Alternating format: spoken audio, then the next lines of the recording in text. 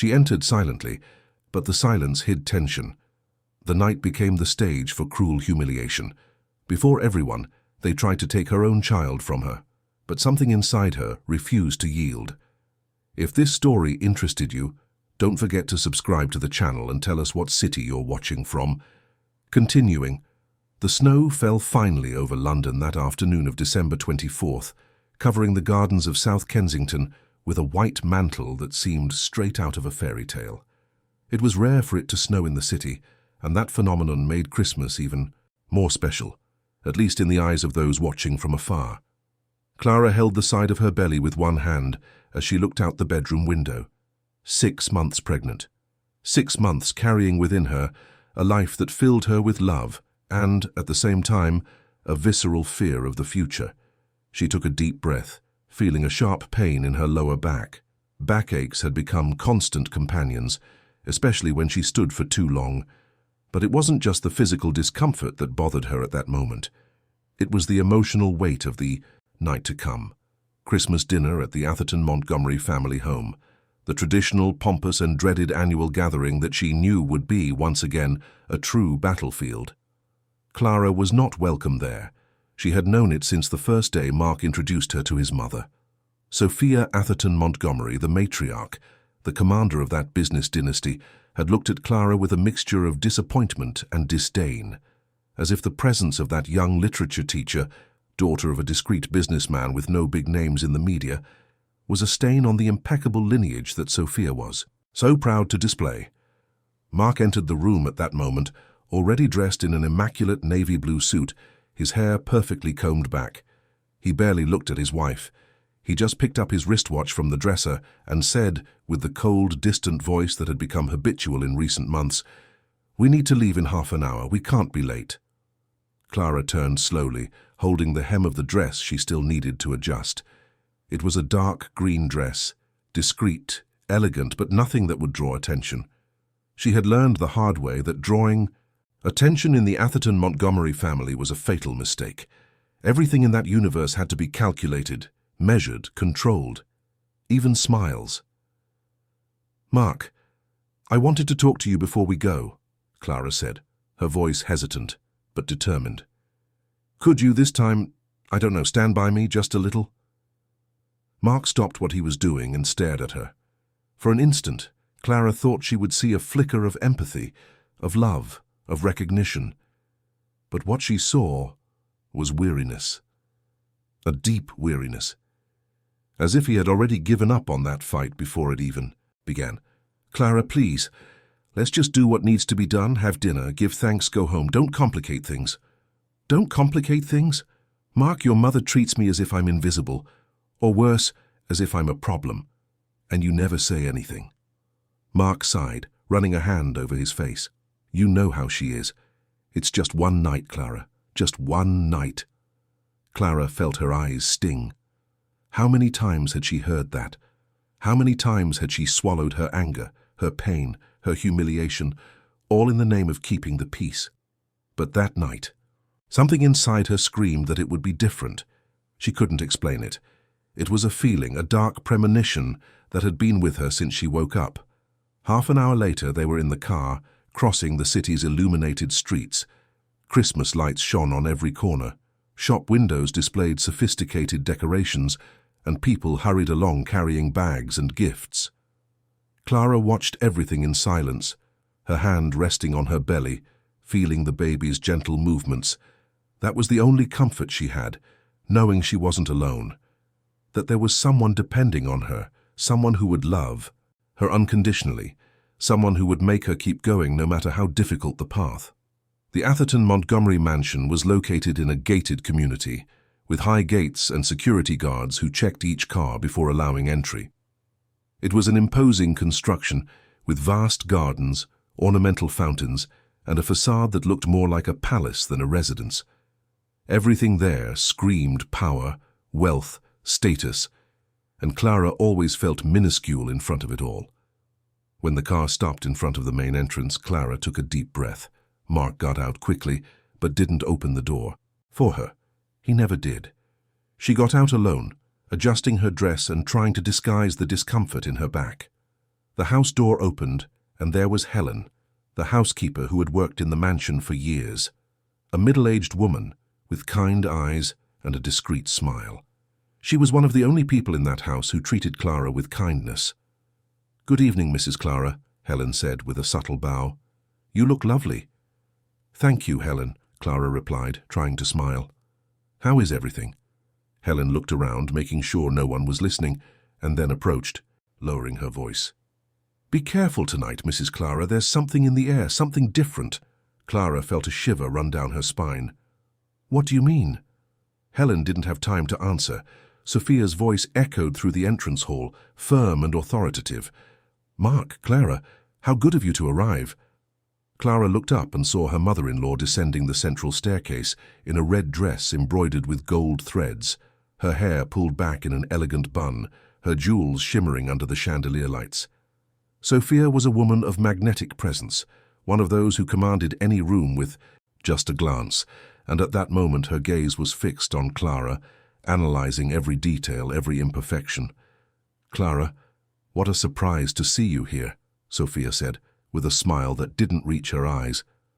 "I thought with the pregnancy you might prefer to rest at home." "I wouldn't miss dinner, Sophia," Clara replied, maintaining an upright posture, even with the throbbing pain in her back. "It's Christmas. Family should be together." Sophia raised an eyebrow, as if the word family coming from Clara's lips was a bad joke, but she said nothing. She just turned and began to walk towards the main drawing room. "Come, we are all waiting." Clara and Mark followed in silence. The drawing room was filled with people, aunts, cousins, family friends, influential businessmen, all impeccably dressed, talking about business, politics, international travel. Clara felt out of place, as always. She tried to sit in an armchair near the fireplace, but was interrupted by the voice of Lorraine, Sophia's younger sister. "Clara, darling, you're huge. Is it a boy or a girl?" "A boy," Clara replied, forcing a smile. "Ah, how wonderful. Sophia must be radiant at the thought of having a grandson. He'll continue the legacy, won't he?" Clara didn't know what to answer. Lorraine had always been submissive to her sister, echoing her opinions. But there was something genuine in her tone, something that indicated that perhaps she too was just a victim of that system. Luke, Mark's cousin, approached with 2 glasses of juice. He was one of the few family members who treated Clara with respect. "Here, Clara, fresh orange juice. I thought you might be thirsty." "Thank you, Luke," Clara said, grateful for the kindness. Luke lowered his voice and said, "I know tonight might be difficult for you, but know that not everyone here agrees with everything that happens." Clara looked at him, surprised. Before she could answer, the sound of a gong echoed through the drawing room. Sophia was standing by the sumptuously decorated dining table, asking for attention. "Dears, it's time to sit down. We have much to be grateful for and much to celebrate this Christmas." Everyone headed to the table. Clara was led to a seat near the opposite end from where Sophia sat.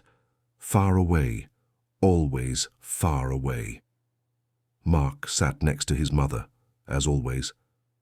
Clara was alone, surrounded by familiar faces that barely looked at her. Dinner began. Dishes were served by silent staff, the food was refined, the wines expensive. Conversations flowed about subjects Clara didn't master: stock market shares, company mergers, political influence. She ate in silence, feeling the baby stir within her, as if he too felt the tension in the air. And then, when dessert was served, Clara realized Helen had been right. Something was about to happen. Sophia raised a glass and lightly tapped it with a silver spoon. The sound echoed and the drawing room fell silent. "Family, friends, I would like to take this special moment to make an important announcement." Clara felt her heart race. All eyes turned to Sophia, who smiled with calculated coldness. "As everyone knows, our family has a tradition of excellence, of commitment to the legacy we have built over generations. And that is why, this Christmas, I need to make a difficult but necessary decision." Clara tightened her fingers around the napkin. Mark avoided her gaze.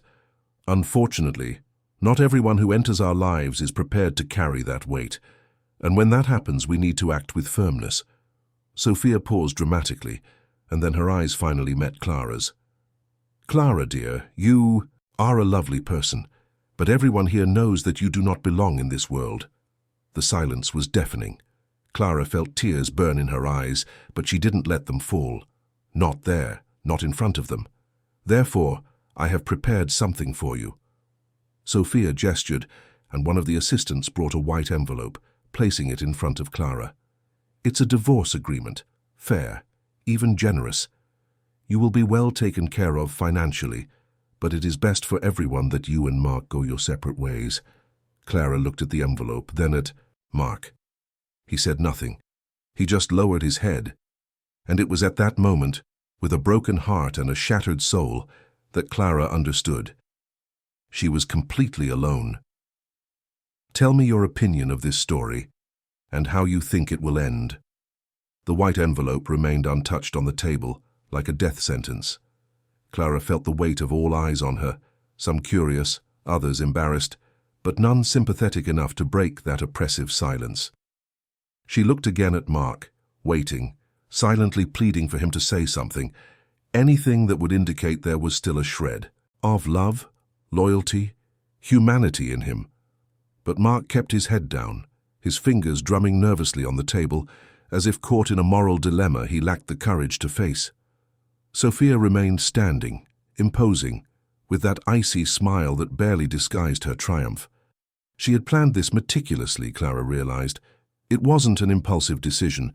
It was a public execution, carefully orchestrated to humiliate, to break, to eliminate any trace of resistance Clara might have.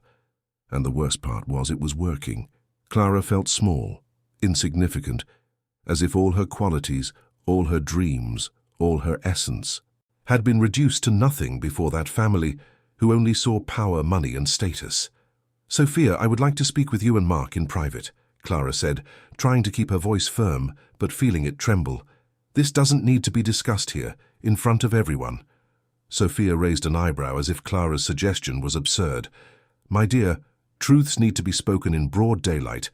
There is nothing here that needs to be hidden. This family has always been transparent in its decisions. And everyone present deserves to know that we are taking the right action. For Mark's sake, for the company's sake, and believe me, for your own good too." Clara felt a rage building inside her, an indignation she had never experienced before. How dared that woman say she was doing this for her good? How dared she turn a betrayal, a humiliation, into an act of benevolence? "For my good," Clara repeated, her voice now louder, firmer. "You are humiliating me in front of your entire family, handing me a divorce as if I were a problem to be solved, and you say it's for my good?" Sophia sighed as if dealing with a stubborn child. "Clara, you are young, naive, and clearly do not understand the complexities of a family like ours. Mark needs someone who is worthy of the Atherton Montgomery name, someone who understands the sacrifices, the responsibilities, the expectations. You are a teacher, a noble profession, no doubt, but it is not what this family needs. You have no experience in dealing with businesses, with negotiations, with the constant pressure of maintaining an empire. And frankly, your emotional instability only makes things worse." "Emotional instability?" Clara almost screamed. "I am 6 months pregnant. I am carrying your son's child. And you call me unstable because I react to the constant disrespect I receive in this house." Murmurs began to arise around the table. Some guests exchanged uncomfortable glances, others pretended to be engrossed in their plates. Lorraine, Sophia's sister, was pale, her hands trembling slightly. Luke, Mark's cousin, clenched his fists, clearly disturbed by what he was witnessing. But no one moved. No one stood up to defend Clara. The fear of challenging Sophia was greater than any sense of justice. Sophia, however, did not seem shaken. She sat down again, with the elegance of someone who knows. They have total control of the situation. "Look, Clara, I don't want to be cruel, but I need to be honest. You have already shown worrying signs, the crying spells, the excessive emotional dependence on Mark, the difficulty in adapting to our lifestyle. All of this makes me question whether you are truly prepared to be a mother, and as this baby's grandmother, I have a duty to ensure that my grandson grows up in a stable, healthy, and appropriate environment." Clara felt her blood run cold. "What are you implying?" Sophia clasped her hands on the table, her gaze cold and calculating. "I'm saying that, should you not accept the divorce amicably, I will have to take legal action. I will file for exclusive custody of the child, alleging that you do not possess the emotional capacity to exercise motherhood. I have medical reports, witnesses, sufficient evidence to prove that it would be better for the child to be raised by Mark and by this family." Clara felt as if the floor had disappeared beneath her feet. She gripped the edge of the table, trying to keep her balance, trying to process what she had just heard. They wanted to take her child. They wanted to rip from her hands the only thing that gave her strength to go on. And the most terrifying thing was that Sophia was not bluffing. She had resources, influence, enough power to turn that threat into reality. "You can't do that," Clara whispered, her voice breaking. "You can't take my child from me." "I can, and I will, if necessary," Sophia replied, relentless. "But it doesn't have to come to that. Accept the agreement, Clara. You will receive generous financial compensation. You can rebuild your life, and who knows, even visit the boy from time to time under supervision, of course." Tears finally streamed down Clara's face. She looked around, searching for an ally, some voice that would rise in her defense. But all she saw were faces that avoided her gaze, people who preferred the safety of silence to the courage of truth. Even Lorraine, who had always seemed to have some empathy, was huddled in her chair, unable to challenge her sister. It was then that Luke, Mark's cousin, couldn't take it anymore. He slammed his hand on the table, making the cutlery clatter. "This is absurd. Sophia, you can't. Be serious. Clara is the child's mother. She has every right to raise her own child." Sophia turned to him with a cutting look. "Luke, you are young and still have much to learn about how things work in this family. I suggest you keep quiet." "I won't keep quiet," Luke retorted, standing up. "This isn't about family. It's about control. You are destroying an innocent person's life just because she doesn't fit your ridiculous standard of perfection."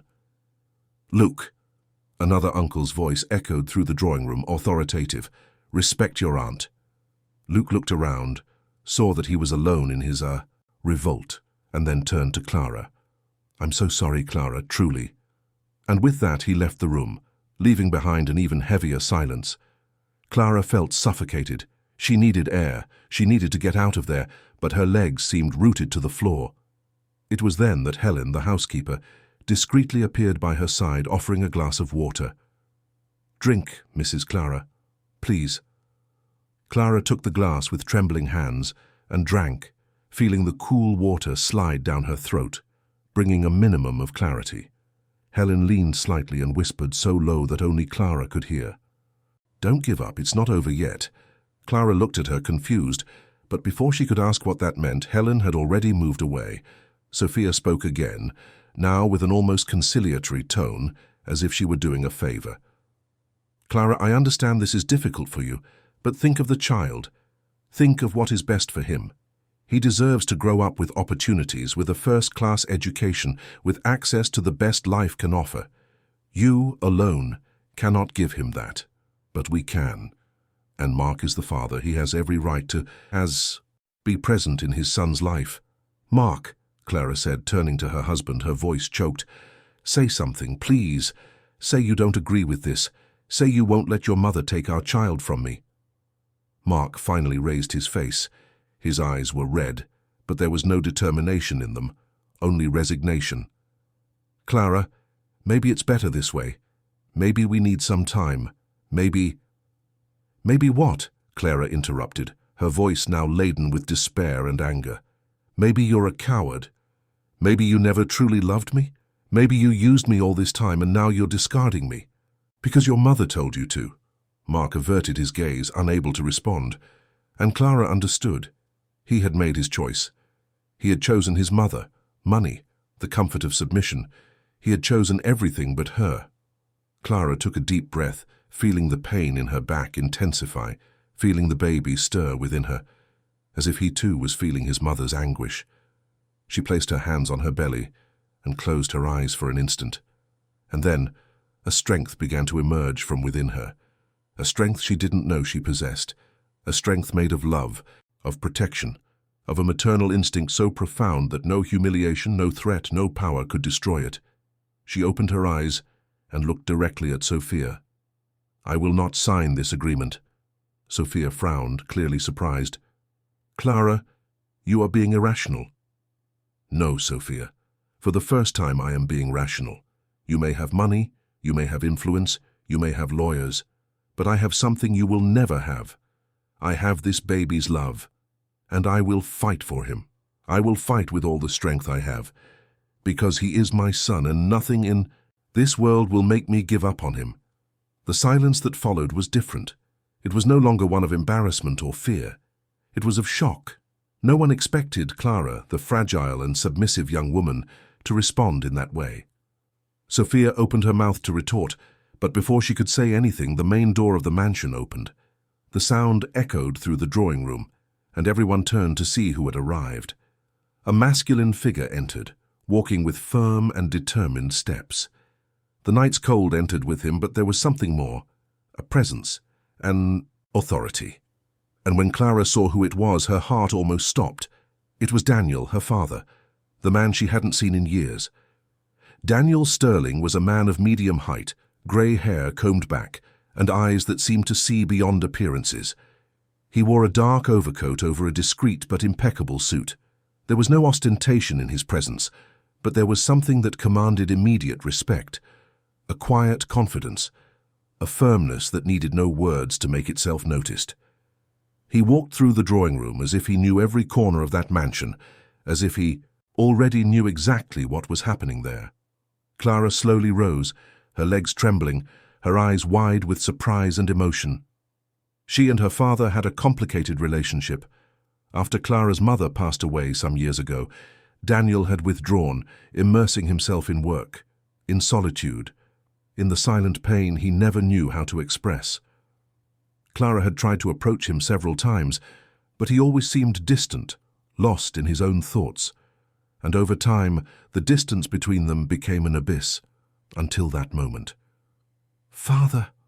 Clara's voice came out faint, almost inaudible. Daniel stopped beside his daughter, and, for the first time in years, their eyes met. There was something in that gaze, remorse perhaps, or determination, perhaps both. He placed one hand on Clara's shoulder and the other on her belly, feeling the baby's slight movement. And then, with a calm voice but charged with emotion, he said, "I'm here now, daughter, and I won't let anyone hurt you." Clara felt tears stream down again, but now they were tears of relief, of hope. She was not alone, not anymore. Sophia, who had been momentarily paralyzed by the unexpected entry, quickly regained her composure. She stood up, forcing a courteous smile. "Mr. Sterling, what a surprise! We didn't know you would be present.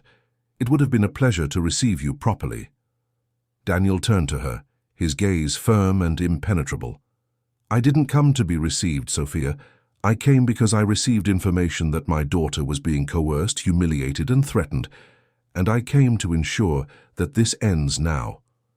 Sophia raised an eyebrow, maintaining her composure. "You must be mistaken. We were just having a family conversation, nothing more." "A family conversation?" Daniel looked around, seeing the embarrassed faces, the white envelope on the table, Clara's defeated expression. "This here is an ambush, and I will not allow it to continue." Sophia crossed her arms, her tone of voice gaining a defensive arrogance.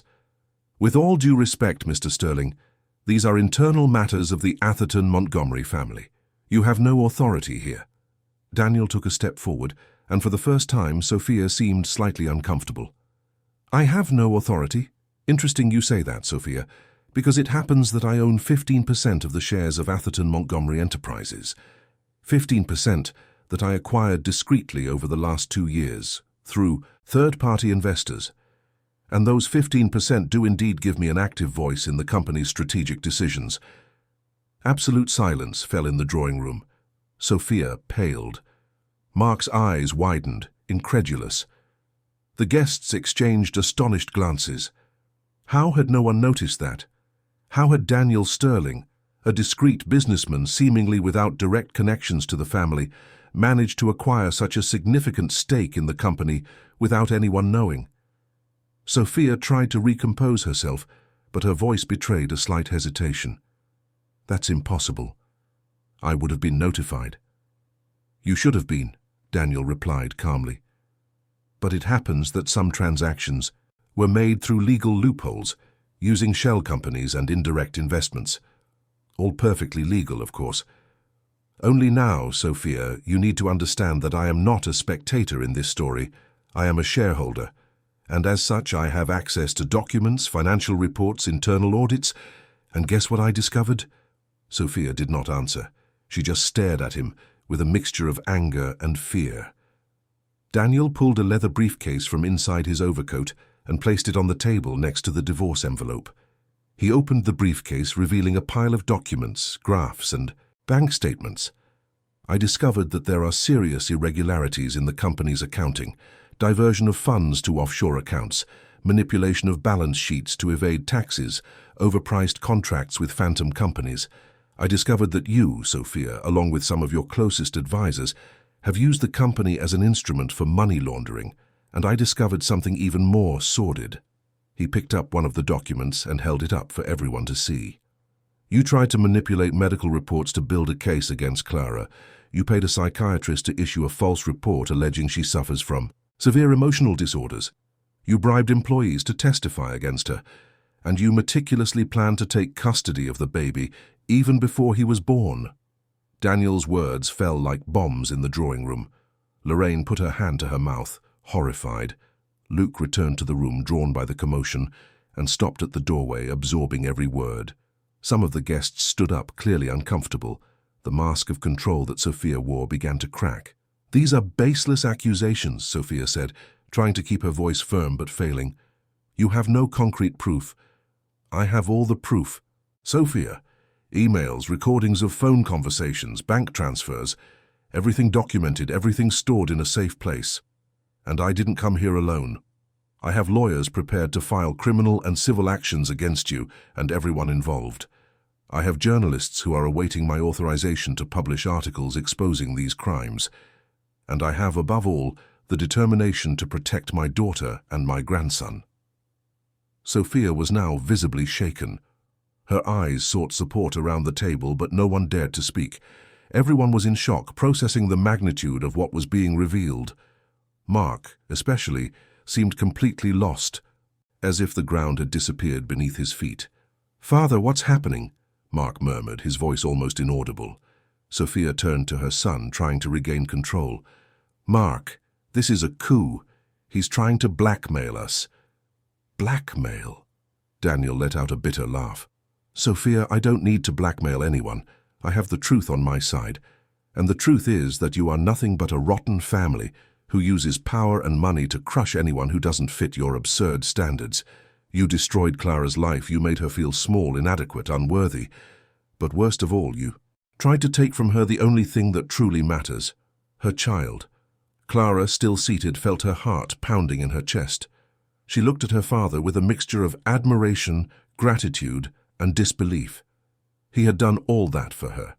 He had infiltrated the company, collected evidence, prepared a devastating counterattack, all in silence, without her knowing. And now, there he was, facing the Atherton Montgomery family with a courage she herself thought she would never have. Lorraine, who had remained silent the entire time, finally stood up. Her voice was low but firm. "Enough, Sophia." Everyone turned to her, surprised. Sophia looked at her sister with contempt. "Lorraine, sit down." "No," Lorraine retorted, her voice gaining strength. "I will not sit. I will not be silent anymore. I watched you humiliate Clara from the day she entered this family.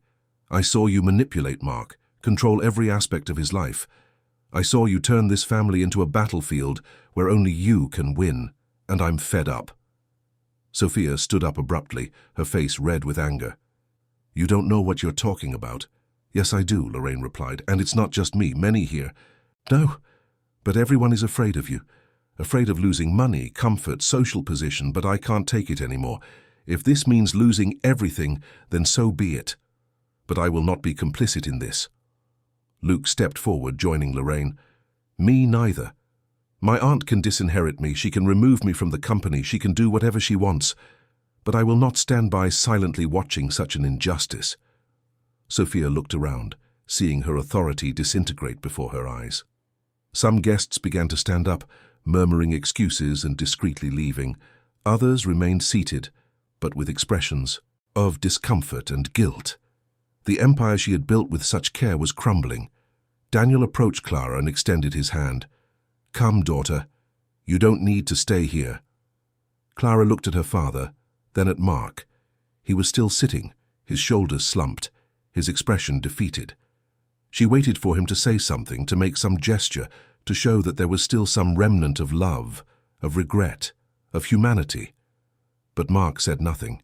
He just averted his gaze. And it was at that moment that Clara understood that that chapter of her life was over, that the man she had loved or thought she had loved had never truly existed, that everything had been an illusion, a fantasy built on foundations of lies and conveniences. She took her father's hand and stood up. Her legs were firm now. Her heart, despite the pain, was at peace. She looked at Sophia one last time and said with a serenity that surprised herself, "You may have power, Sophia. You may have money, influence, everything you want. But one thing you will never have. You will never have my son's love, because he will grow up far from here, far from this toxicity, this cruelty, this coldness. He will grow up knowing what true love is, and he will grow up knowing that his mother never gave up on him." And with that, Clara walked towards the door alongside her father. Helen, the housekeeper, appeared holding Clara's coat, a discreet smile on her face. She whispered, "Go with God, Mrs. Clara. You deserve to be happy." Clara smiled through her tears and walked on. Behind her, the drawing room remained silent, a witness to the fall of an empire. The snow continued to fall as Clara and Daniel descended the mansion steps. The cold bit at her face, but Clara barely felt it. There was something liberating about that moment, as if every step she took distanced her, not only from that house, but from all the pain, all the submission, all the years she had allowed her self-esteem to be crushed by people who never saw her for who she truly was. Daniel's car was parked near the entrance. It was a discreet but comfortable model. He opened the door for his daughter, and Clara got in, feeling the immediate relief of the heater. Daniel walked around the vehicle and sat in the driver's seat. For a few moments, neither of them said anything. They just remained there in shared silence, processing everything that had happened.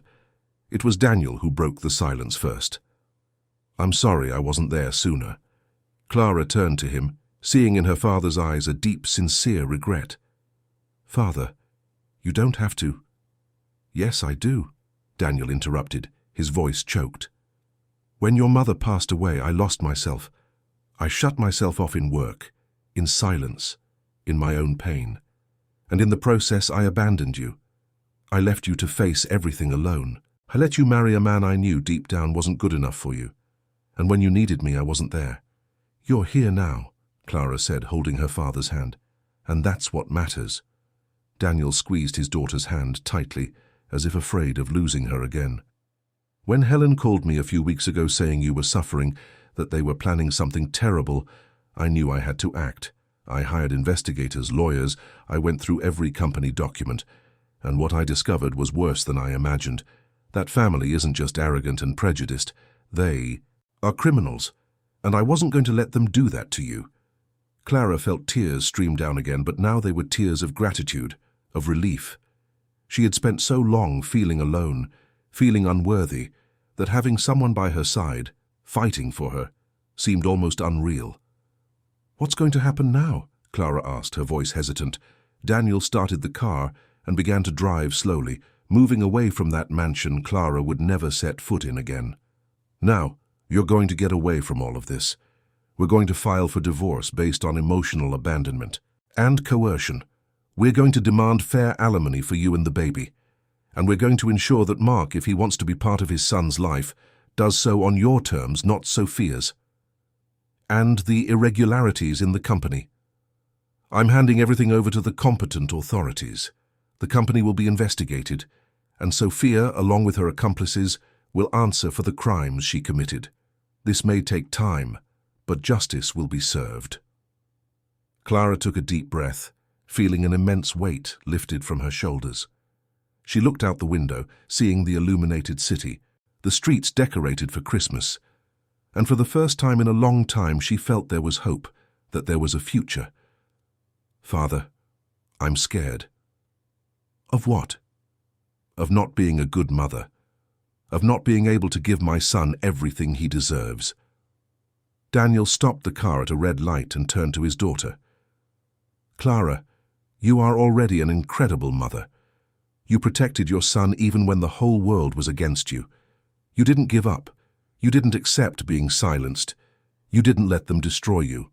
And that is what defines a mother. The courage to fight even when all seems lost. Your son will have the greatest gift a child can have, a mother who loves him more than anything." Clara smiled through her tears, feeling the baby stir within her, as if he too was feeling the peace that was beginning to envelop her. They drove to Daniel's house, a spacious apartment in a quiet neighborhood of London. Clara would stay there until she found her own space, her own refuge. Daniel had already prepared a room for her, with everything she might need. And in the following days, while the lawyers handled the legal proceedings, Clara began to rebuild her life. She started painting again, a hobby she had abandoned since marrying Mark. She wrote in a diary, venting about everything she had experienced, transforming pain into words, into art, into healing. And she talked to the baby every night, caressing her belly and promising that he would grow up in an environment full of love, respect, and dignity. 3 months later, on a sunny March morning, Clara gave birth to a healthy baby boy with big, curious eyes. She held him in her arms and felt a love so intense, so overwhelming, that all the pains of the past seemed small compared to that joy. She named him Gabriel, a name that meant strength of God, because it was in the strength she found within herself, and in the strength God gave her, that she managed to survive and be reborn.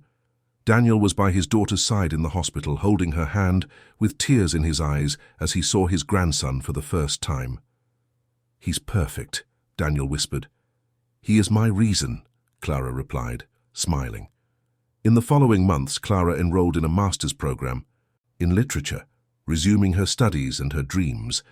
She began working as a teacher in a public school, where she felt truly valued and respected, and she discovered a community of women, mothers, who had also faced similar struggles, and together they supported each other, strengthened each other, lifted each other up. Mark tried to contact her a few times. He sent messages apologizing, saying he wanted to meet his son. Clara, with the help of lawyers, set clear conditions. He could visit Gabriel, but only at agreed times in neutral locations, and always respecting Clara's decisions. Mark accepted, but his visits were sporadic. He was still controlled by his mother, still living in the shadow of the Atherton-Montgomery empire, and Clara realized that he would probably never change. Sophia, for her part, was facing criminal proceedings. The investigations revealed a much larger network of corruption than Daniel had imagined. The company suffered heavy sanctions, and the Atherton-Montgomery name, once synonymous with power and prestige, was now stained by scandals.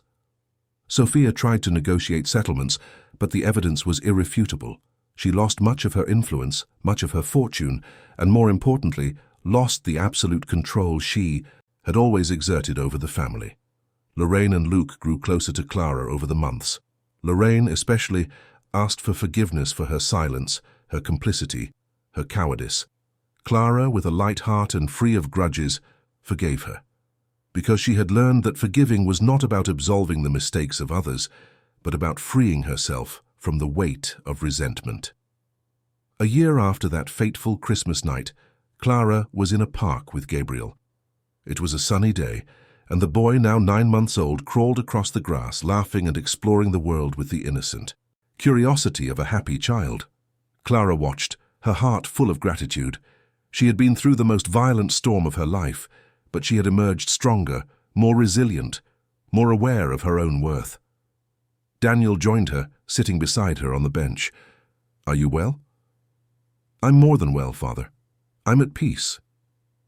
Daniel smiled, looking at his grandson playing happily. "Do you know what I admire most about you?" "What?" You never let them take away your essence. You never became bitter, vengeful, cruel. You chose love, and that is the greatest victory of all. Clara looked at her father and then at Gabriel and understood that Daniel was right. The true victory was not in destroying Sophia, in seeing the Atherton-Montgomery family crumble, or in getting revenge on Mark.